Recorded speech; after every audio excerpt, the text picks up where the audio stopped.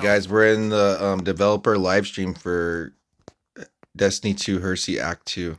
Grant you one of those. Perfect. And it can be boosted by the Tome of One. Very exciting. All right, so our trace rifles are really going to go ahead and get a lot You kind of showed up late. mileage here, it looks like, honestly. There's actually an emblem that you guys could have got. I made a video on it. That's my favorite trace. Like, laser tag weekend, some people just immediately melt and they're like, oh God. But that was a really fun I was going to say, you were not one of those. Yeah. Oh, I was so excited. We had Urk at the time reached out and asked, can we put Prometheus lens on Xur? And I was like, why would you do that? Yes. But yeah, with these perks, I'm going to go out and burn down the world with Prometheus lens. Like Microcosm will pull out for the boss DPS, but just for like running through court, running through Nether, I'm going to be like, let's burn some stuff. That's right. I'll have your back. I'll have the Microcosm. You take Prometheus lens. It's going to be a terrible day to be Hive taken for a little while. Hit me up on Discord and then I'll ignore you for another week. And then as always. I don't. Well, that's right. That hurts still. Okay, it's right in front of all of our guardians. Okay, so while we're also checking out the artifact, we've got we teased at the top of the show. We're gonna do some Act 3 teases as well. Can you give us a Act tease, 3 teases? Here we go, guys. Of what that last row is gonna be. Yeah. So the primary theme is rockets. We have a new perk that will help you clear rockets without needing to reload or spend ammo. And then there's a secondary theme of Strand with a new way to access Woven Mail. Okay, very exciting.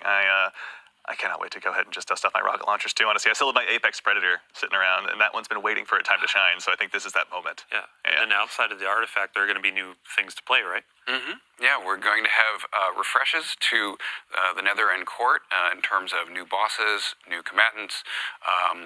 If you're familiar with the pressure events from Act 1, the blights that you have to destroy, there's new and devious versions of those that are coming to Nether. And then in Act 3, our featured activity is going to be the return of the Sunless Cell Strike. Right, yes. Any Guardians who remember their fond Destiny 1 days of having that huge batch Orcs of is arch the enemy. bridge, now's the chance to check that out. But actually, we were talking before the show, probably not going to be Alakul. Yeah, Nico was mentioning, so Alakul was down in the deep, dark dungeon hole and then became a light hive, the Guardian Hive. What do we Light call Bears? Yeah, well, it was Light Bear and then it was the Lucent Hive. Alatool is what you called it, and I cringed.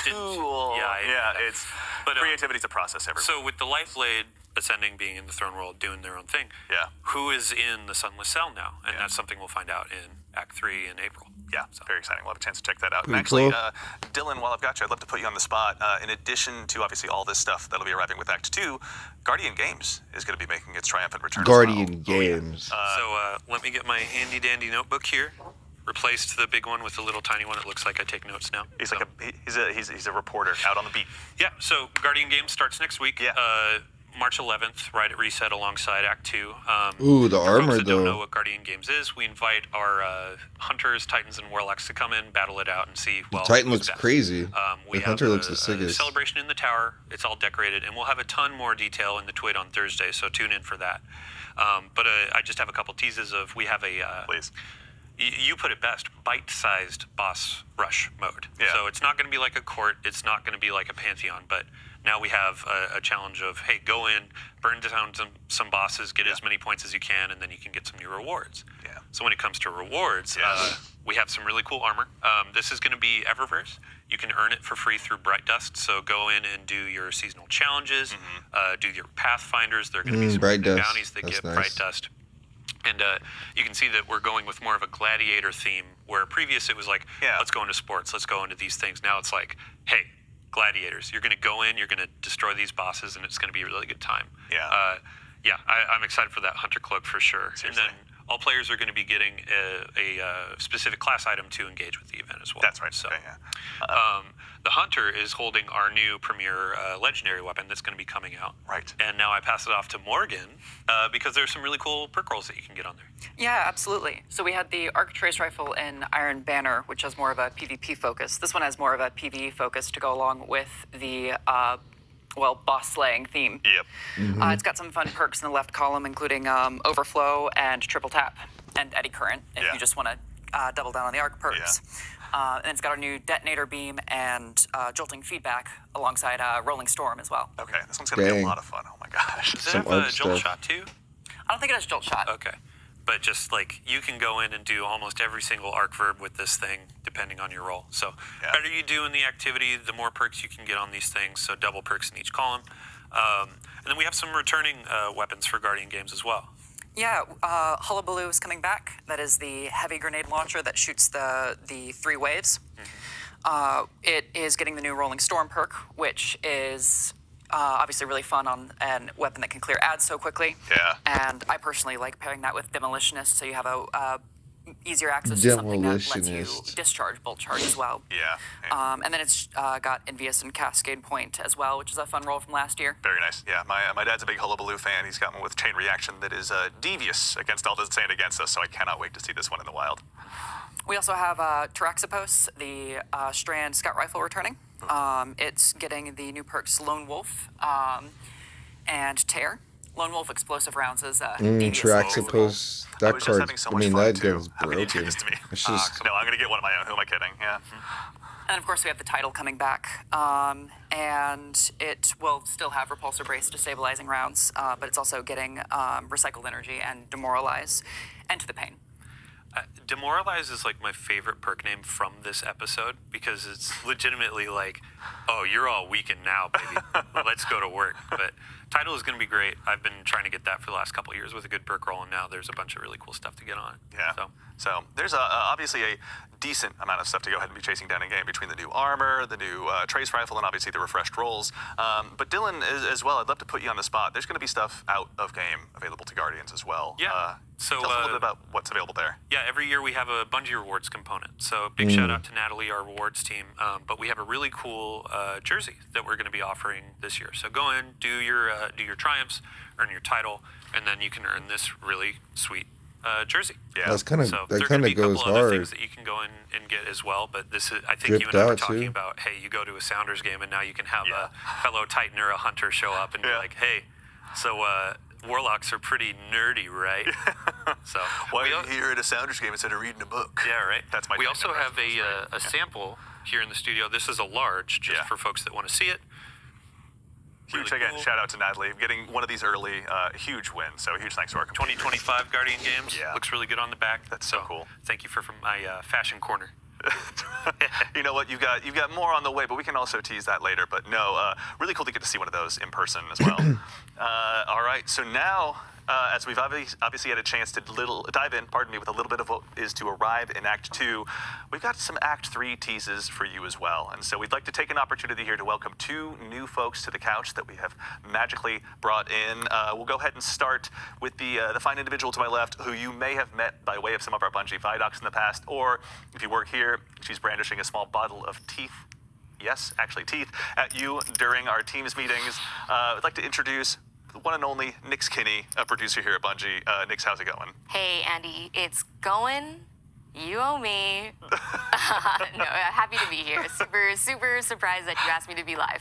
No, of course. Glad you could join us. For anyone that may not have met you by way of our Vidocs and is just meeting you for the first time, can you tell us a little bit about who you are and what it is you do here? Yeah, I'm a producer here at Bungie, and I've produced a number of teams from activity design, free roam lost sectors, strikes, to world art, palette lighting, skies, VFX, and most recently our sandbox weapons team with Morgan, who was just here, and my production darling, Renee. That's right. We will.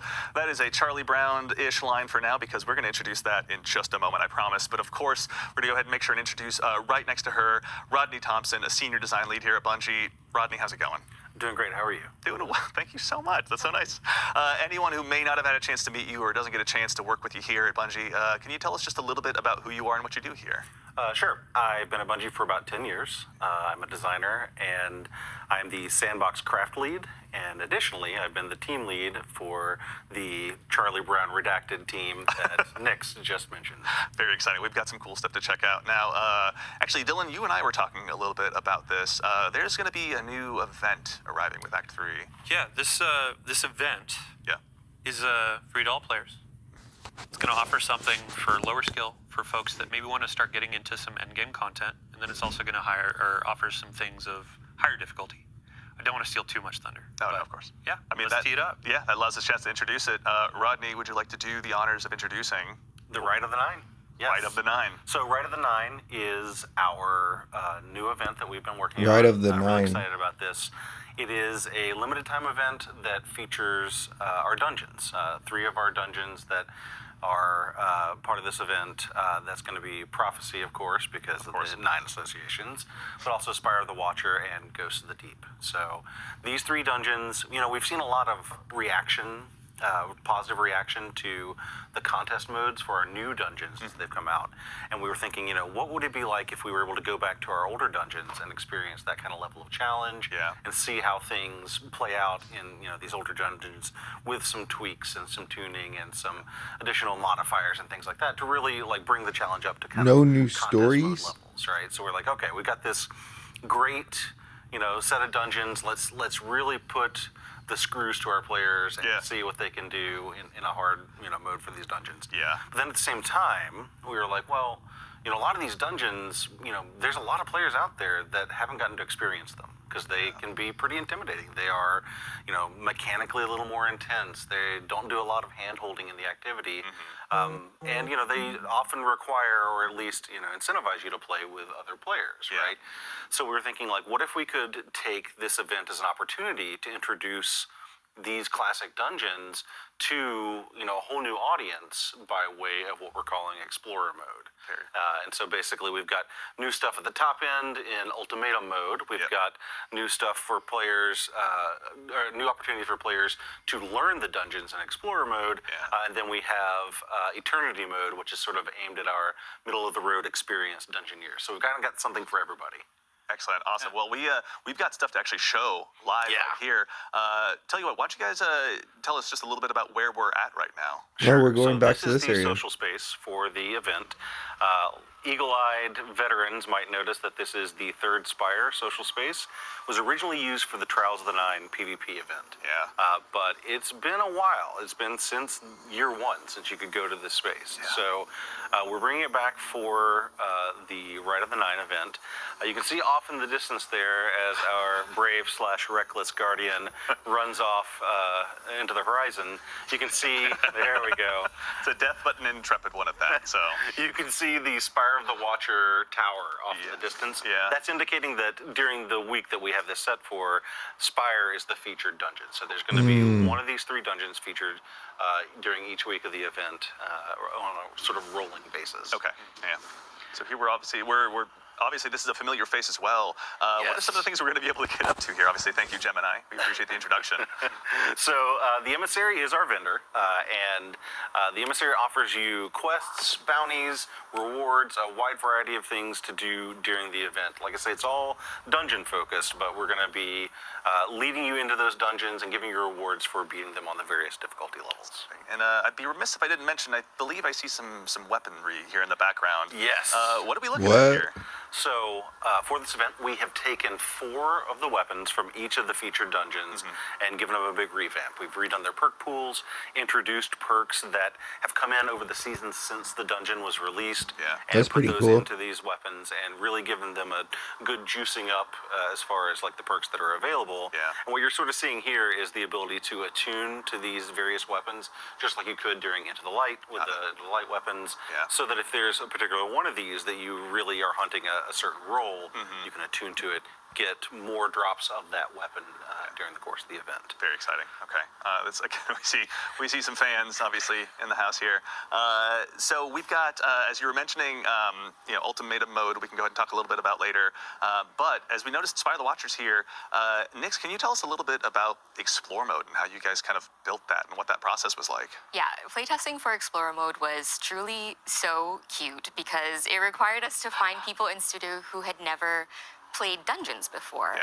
And that means we sourced folks from all corners, all levels, and made them equal in the name of a dungeon. So it was really great to see them go through our dungeons and having us tune it so that by the end of our playtest series, I think they just grew into folks who were really quite adept at dungeons. And I want to say can go on to even solo them if they wanted to. Yeah. I mean, it's a great starting point. I think we were talking a little bit before the show, but explore mode obviously grants the opportunity, one, to just learn, to just go ahead and kick the proverbial tires in the dungeon, figure out how arc attrition works, which we can see here in just a second. But for folks like myself who do really enjoy running dungeons, and I've only soloed one dungeon, but if I wanted to go ahead and really get all of my strats ready for a solo, maybe a solo flawless run if I'm lucky enough, this seems like a great way to approach that.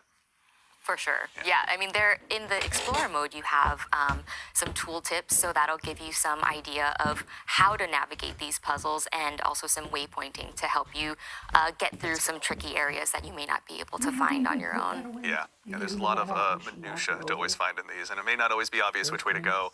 And so you guys, like we were talking about before the show, you actually built some new tech to help kind of establish those breadcrumb trails for the Guardians. All right, we're about to dive on in actually here as well, but very briefly as well, if we go ahead and prepare to land, a brief touch on ultimatum mode as well. What are some of the key differences between those two experiences? Sure.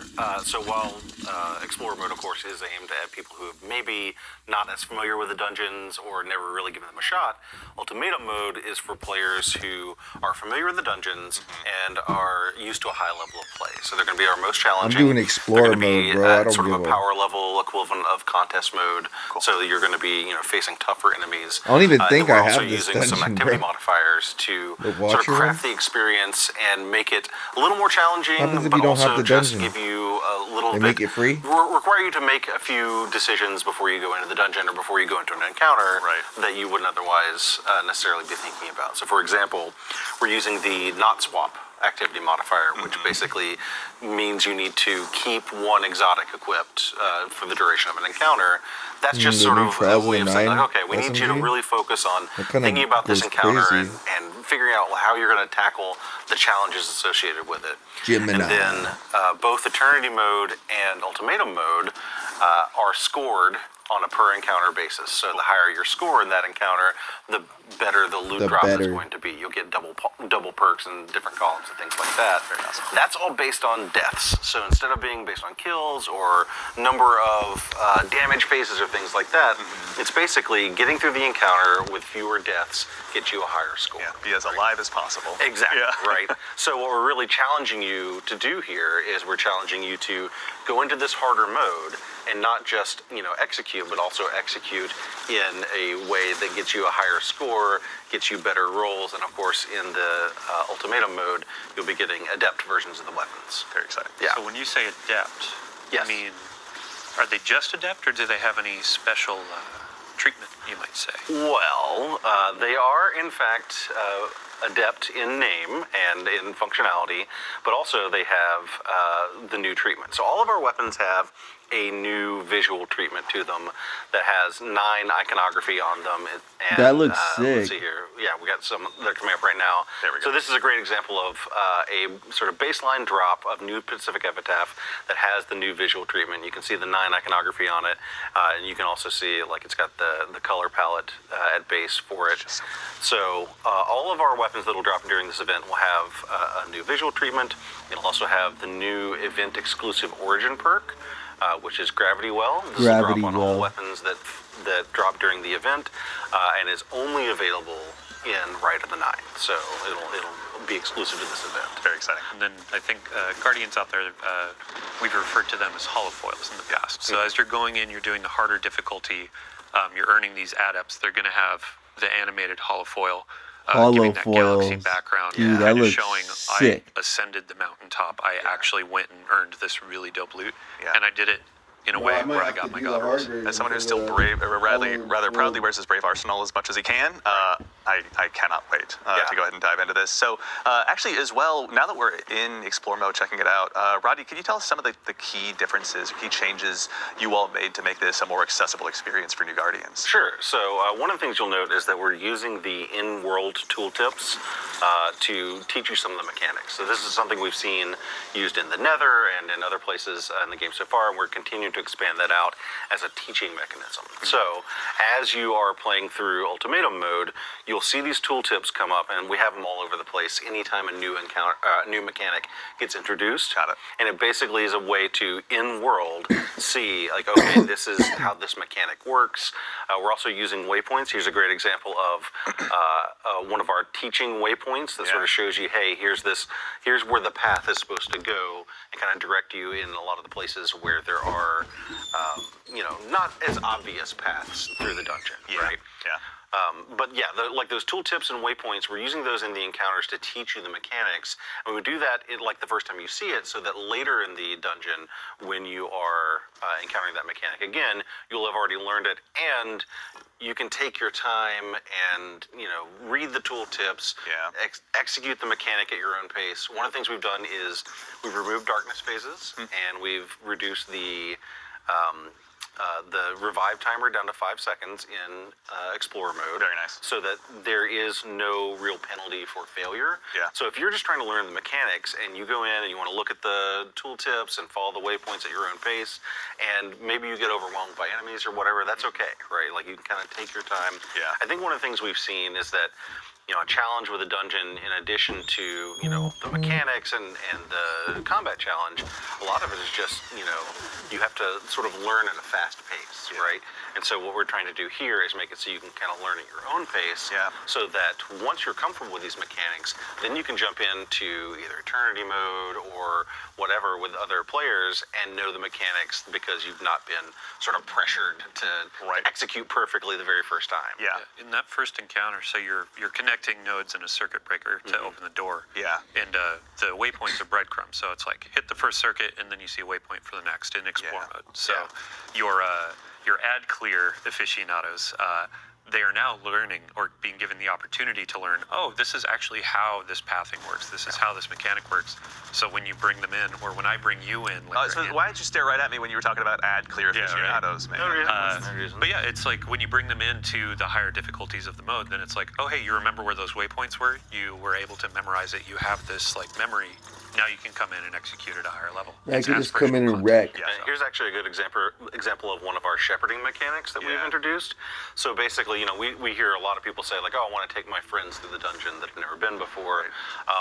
A lot of these traversal sections can be really challenging. So in this section of Spire of the Watcher, for example, once one player gets to sort of the midpoint of this traversal section, we have these helper platforms that rise up from below, so that a player who's maybe struggling a little bit with that section can follow along and continue to make progress forward, even though they may not have been able to execute the jumping part. Yeah. Even a warlock can make it through.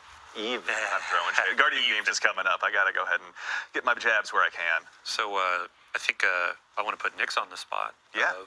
As players are going through this, like we have a bunch of rewards, not just for Explore mode where you're getting the normal drops and all that, but overall through this event. So.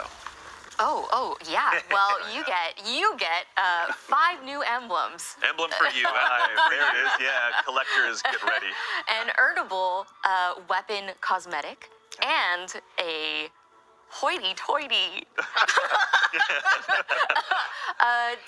event exclusive title that you can get from doing some challenging challenges in Ultimatum mode. Yeah, it's going to require a lot of participation, I think we were talking about before the show. Like, these are not ones you're going to be able to earn right away. It's going to take some time. Yeah, it's going to take some blood, some sweat, some tears. Yeah.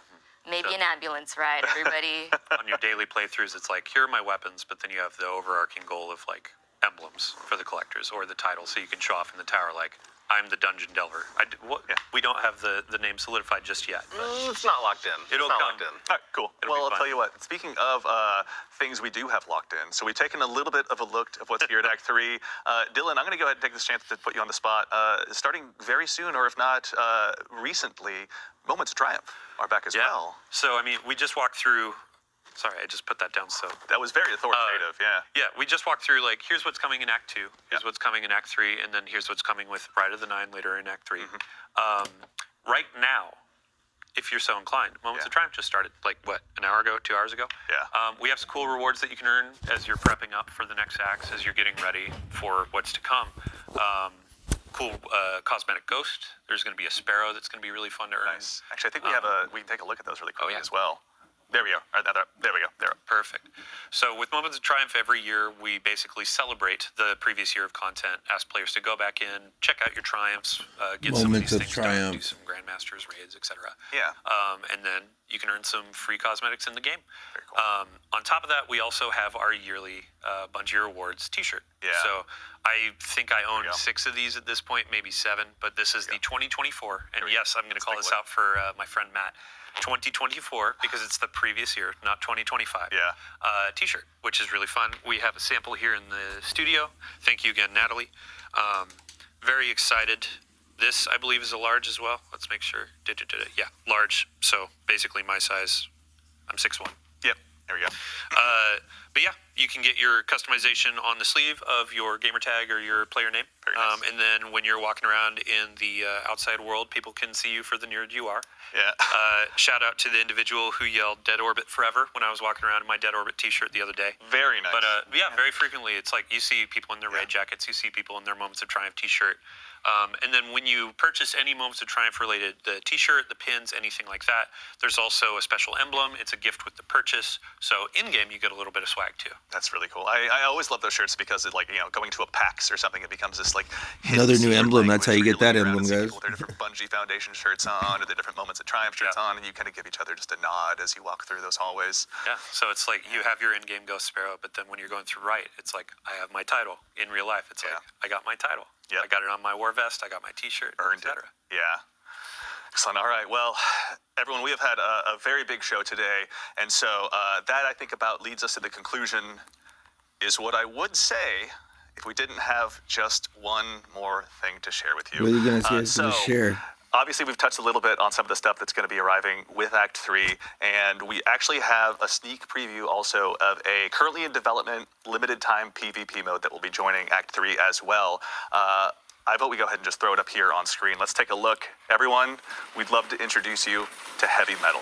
Heavy Metal is a opportunity for you to go ahead and take out a team of Drake tanks against a team of Briggs, so you can test to see, you know, whether you're good behind the barrel of a gun or behind the barrel of a Brig. But this was one that just the Dude, they need to playtest- add these the to playtest Big Spartan Team has Battle been absolutely PvP. insane to watch. Yeah, I'd say since day one of Beyond Light, players saw the Brig come to the game. And Yeah. they're like, when do I get one of those? Fair and question. this is the answer from the development team. Yeah. But we had to make it a little competitive. Of Guardians have had their Drake tanks since Destiny 2 launched. Yeah. They're really fun.